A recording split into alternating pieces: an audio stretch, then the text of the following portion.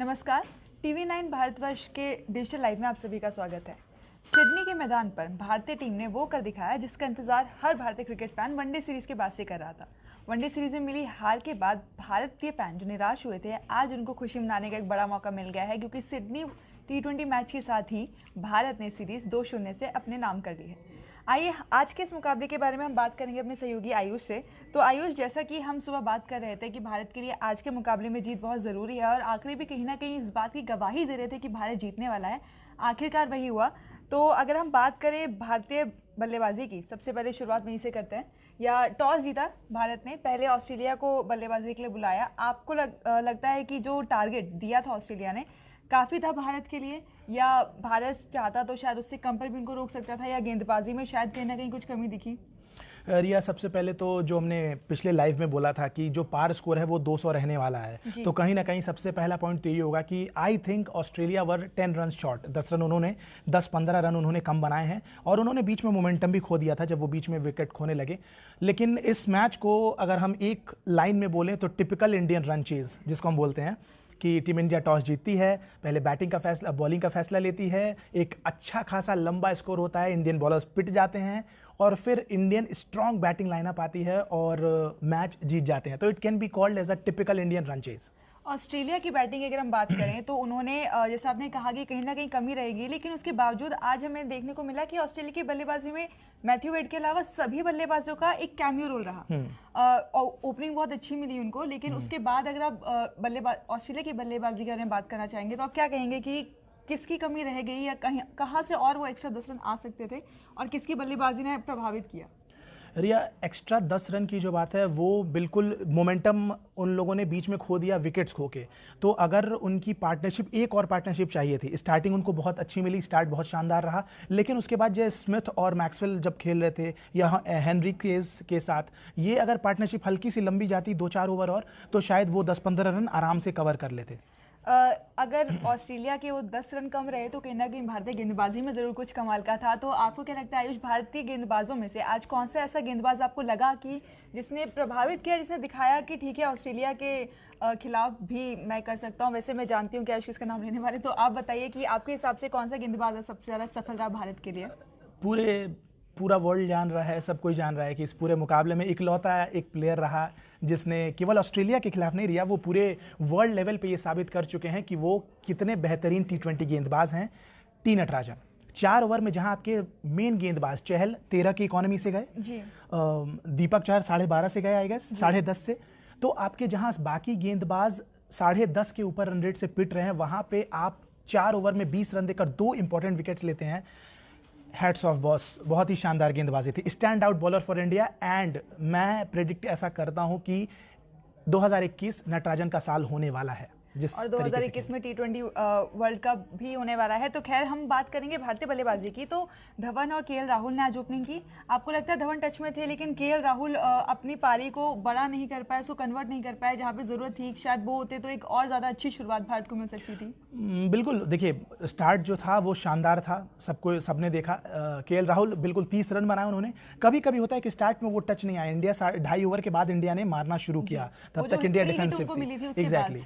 तो ऐसे देखें तो जो टच है वो आज KL राहुल का नहीं दिखा, लेकिन होता है कभी कभी बड़े बड़े बल्लेबाजों के एक आधा ऑफ डेज हो जाते हैं। तो धवन अपने टच में थे पूरी, लेकिन एक और गैर जिम्मेदाराना शॉट खेल के आउट हुए, जिसकी ज़रूरत शायद नहीं थी क्योंकि उस ओवर के रन भी आ चुके थे, लेकिन फिर भी उन्होंने ये शॉट खेला है। भारतीय टीम की जो चेज़ थी ना, वो भी टिपिकल इंडियन चेज़ थी कि सबने थोड़ा थोड़ा योगदान दिया कहीं ना कहीं।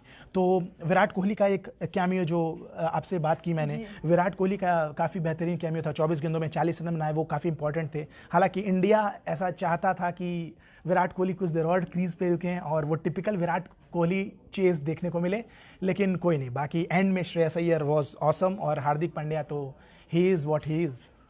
चलिए, जो चीज़ विराट कोहली अंत तक नहीं रुक पाए, नहीं कर पाए, वो हार्दिक पांड्या ने करके दिखाया, मैन ऑफ द मैच रहे। हार्दिक पांड्या ने अभी तक ऑस्ट्रेलिया के दौरे पर खुद को साबित किया है, बहुत अच्छे फॉर्म में है, बल्ले से उनके लगातार रन बरस रहे हैं। आज भी उन्होंने एक बार फिर से साबित किया कि एक फिनिशर के तौर पर वो टीम के लिए कितने ज़्यादा अहम है। तो उनके और श्रेयस अय्यर की जो आखिर में साझेदारी रही, और खासकर अगर हम हार्दिक पांड्या की बात करें तो उनका प्रदर्शन कितना ज़रूरी हो चुका है, उनकी टीम में जगह कितनी ज़रूरी हो चुकी है भारत के लिए? हार्दिक पांड्या के लिए इस सीरीज से पहले सबसे ज़्यादा प्रेशर था मेरे हिसाब से, क्योंकि वो एक ऑलराउंडर के तौर पे इंडिया के लिए खेलते हैं, लेकिन आप एज एन ऑलराउंडर टीम ने आप पे एक टिपिकल बैट्समैन के तौर पे आप पे भरोसा जताया है और आपको टीम में लिया है, और आप वनडे खेल रहे हैं, T20 खेल रहे हैं, तो आप अपनी परफॉर्मेंस को एज एन ऑलराउंडर, आपके पास क्वेश्चन होता है कि बैटिंग खराब गई तो बॉलिंग अच्छी कर सकते हैं, बॉलिंग खराब है तो बैटिंग, लेकिन एज एन ऑलराउंडर ना खेल के आप एज अ प्योर बैट्समैन खेल रहे हैं और अपनी टीम को आप अंत तक रह के जिता रहे हैं matches, completely justified with his position in the team. चलिए, ये तो बात रही, हमने दोनों टीमों की प्रदर्शन की बात कर ली। अगर हम नतीजों की बात करें तो भारत 2-0 से सीरीज में आगे है। बहुत बड़ा मौका है उनके पास ऑस्ट्रेलिया में क्लीन स्वीप करने का। तो आयुष, आपको लगता है कि जो अगला मुकाबला है, भारत वहां एक बार फिर जीत हासिल करके वनडे सीरीज की कसर पूरी करेगा और 3-0 से सीरीज अपने नाम करेगा? सबसे पहले तो केवल एक क्लीन स्वीप नहीं, एक और क्लीन स्वीप की तरफ भारत बढ़ रहा है, क्योंकि 2016 में भी जो इंडिया का स्टैट कहता है, रिकॉर्ड कहता है, शानदार वो पूरी सीरीज रही थी। और टीम इंडिया इस वक्त, मैंने पहले लाइव में भी हमने कहा था कि टीम इंडिया एक ज़्यादा सेटल्ड साइड अभी भी लग रही है ऑस्ट्रेलिया के मुकाबले।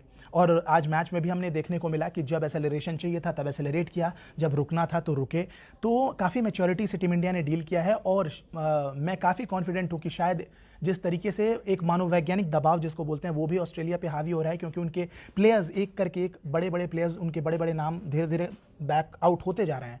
तो ये भी एक होता है मनोवैज्ञानिक दबाव, जिसकी वजह से, और भारतीय टीम उतनी ही सेटल्ड दिख रही है। तो जो मोमेंटम है सीरीज़ का वो काफ़ी इंडिया की तरफ आ चुका है, और ऐसे में आई थिंक कि एक और 3-0 से एक और वाइट वॉश ऑस्ट्रेलिया के अगेंस्ट आ रहा है। इस मैच में भारत ने सिर्फ जीत ही हासिल नहीं की है, बल्कि कई अहम रिकॉर्ड भी अपने नाम किए हैं। इन रिकॉर्ड के बारे में आयुष हमको बताएंगे। तो आयुष, सबसे पहले तो वही जो आपने कहा 2016 के बाद भारत का ऑस्ट्रेलिया के खिलाफ सबसे बड़ा चीज़ है, तो आपको लगता है कि इन रिकॉर्ड से और ज़्यादा मजबूती मिलेगी भारत के आत्मविश्वास को जब वो जाएगा अगले मैच के लिए? बिल्कुल रिया, क्योंकि देखिए इस वक्त ODI से ज़्यादा इंपॉर्टेंट T20 सीरीज़ है, और सब कोई ये कह रहा था, ये एस्पेक्ट कि T20 सीरीज़ जो है वो ज़्यादा इंपॉर्टेंट है, क्योंकि अगले साल आप T20 वर्ल्ड कप खेलने वाले हैं, उसके पहले बहुत ज़्यादा T20s नहीं है इंडिया के पास। तो ये कुछ 4-6 T20s हैं जिसमें इंडिया अपनी स्क्वाड को सेटल कर रहा है, और टी नटराजन एक बहुत बड़ा नाम जो इंडियन स्क्वाड में ब्रेक कर सकता है वर्ल्ड कप में डेफिनेटली।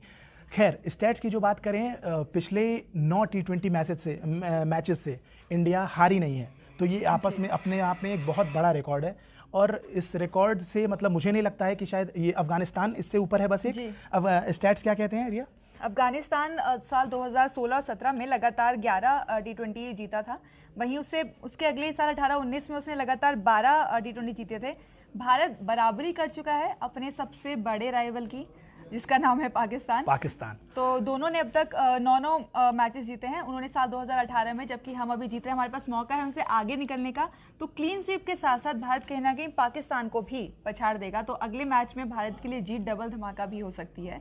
ये स्टैट्स जो हैं रिया, ये बहुत ही मतलब कॉन्फिडेंस देने वाले होंगे, क्योंकि T20 में जहाँ पे किसी का भी दिन हो सकता है, किसी भी दिन, ऐसे में एक 9-10 मैचेस की लॉन्ग रन, इसमें भी इंडिया ने पिछले 10 मैचों से कोई मैच नहीं गंवाया है। एक मैच जो वेस्ट इंडीज़ के खिलाफ पहला T20 वॉश आउट हो गया था, उसके अलावा 9 मैचेस लगातार जीतना, तो T20 में इतना लंबा रन बहुत ज़्यादा कॉन्फिडेंस देता है। और स्पेशली आने वाले 2021 T20 वर्ल्ड कप को अगर नज़र रखें, उस पर नज़र रखें, तो टीम इंडिया के लिए it is a very big confidence booster, बहुत बड़ा।